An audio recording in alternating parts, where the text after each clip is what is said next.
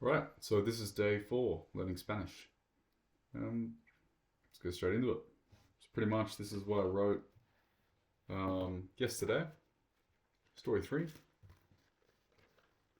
and story 2, which is on this side. It's story 1 from the day before. So,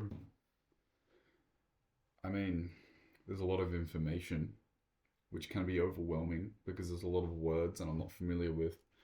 But the approach I'm taking is exposure and repetition over forcing my brain to remember shit because it's a I find it a more efficient method because you get to cover more words if you when you just sort of skim over them.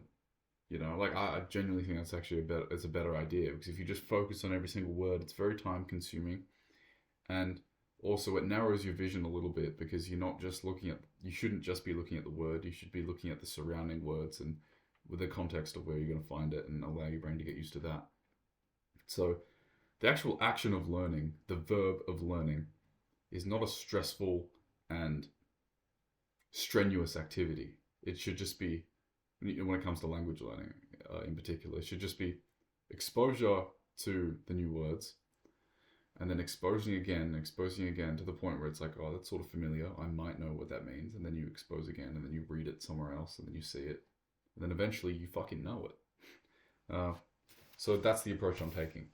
So a lot of words here that I've written down are from all the stories, and it can be overwhelming. But I think that if I just keep writing more stories, I will see the commonalities.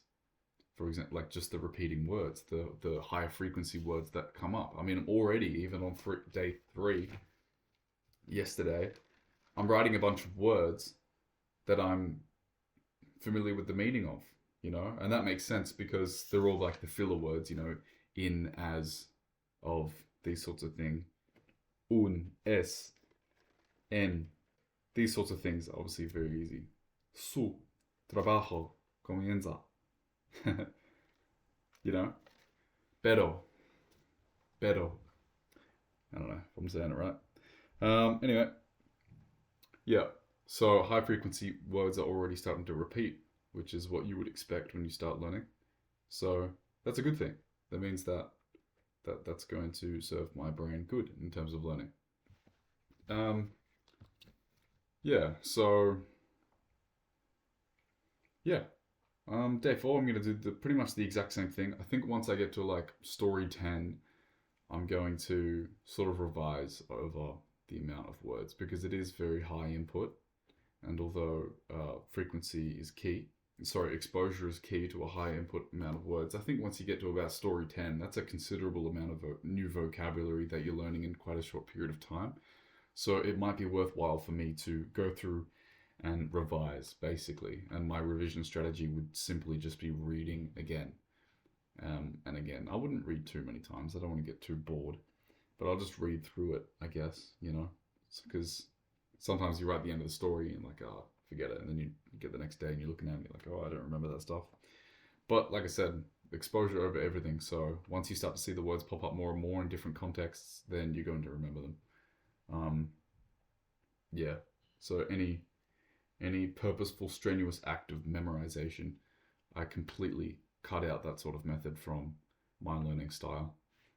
Um, yeah. At this stage, at least, anyway, I don't really think we need that because that's sort of annoying. I don't think learning should be a stressful activity. I think it should just be. I think it should just be repetition because that's the best way I learn. Because I'm a pretty slow learner. I might have to see a word like fucking 20 times before I even remember it. And some people are smart. They can just look at words and remember it the next time they see them, but not me.